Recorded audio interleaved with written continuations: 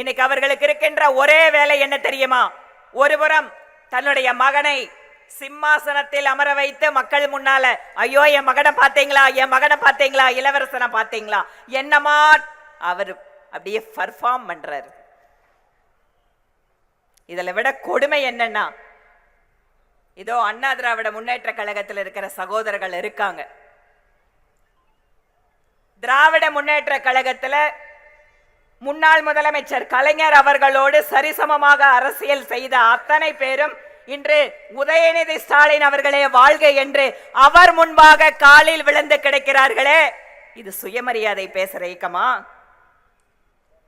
இதுதான் சமூக நீதியா? இவங்க பேசுற சமூக நீதியா? எந்த அளவிற்கு ஒரு குடும்பத்தின் கீழாக இந்த அரசாங்கம் இருந்து கொண்டு மக்களை ஏமாற்றிக் கொண்டிருக்கிறது என்பதற்கு நேற்று திருவண்ணாமலையில் நடந்த மாநாடு உதாரணம். அரசாங்க பணத்தை எடுக்க வேண்டியது. சினிமா நடிகர் நடிகைகளை நான் அவங்களை குறைச்சு மதிப்பிடலை.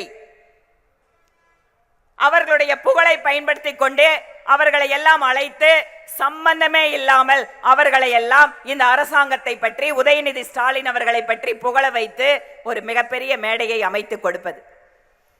வெல்லும் தமிழகத்தினுடைய பெண்கள் என்ற ஒரு மாநாடு யாருடைய பணம் தெரியுமா? மத்திய அரசாங்கம் மோடி அவர்கள் ஏழை பெண்கள் எல்லாம் சுயஉதவி குழுக்கள் நடத்துவதற்காக கொடுத்த பணத்தை எடுத்து அதிலே இவர்களுடைய விளம்பர மாடல் அரசாங்கத்தை நடத்தி கொண்டிருக்கிறார்கள்.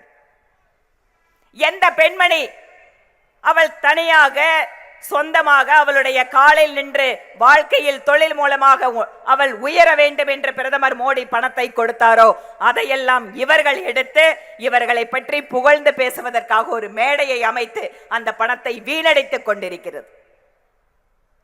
இப்படிப்பட்ட அரசு. நாங்கள் பெண்களுக்கு முக்கியத்துவம் கொடுக்கிறோம், மரியாதை கொடுக்கிறோம். உங்க வீட்டு பெண்மணி கனிமொழிக்கே நீங்க மரியாதை கொடுக்கலீங்களே, ஊர்ல இருக்கிற பெண்களுக்கு எங்க கொடுக்க போறீங்க? இன்று பெண்களுக்கு எதிரான கொடுமைகள் தமிழகத்தில் பல மடங்கு அதிகரித்திருக்கிறது. இன்று இளம் பெண்களுக்கு பாதுகாப்பு இல்லாத ஒரு மாநிலமாக தமிழ்நாடு மாறிக்கொண்டிருக்கிறது. சட்டம் ஒழுங்கை பற்றி சொல்லவே வேண்டியதில்லை. ஒவ்வொரு நாளும் இங்கு அரங்கேறி கொண்டிருக்கக்கூடிய கொலை, கொள்ளை, இவையெல்லாம் தமிழகம் அமைதியான மாநிலமா என்ற கேள்வியை இப்போது எழுப்பிக் கொண்டிருக்கிறது.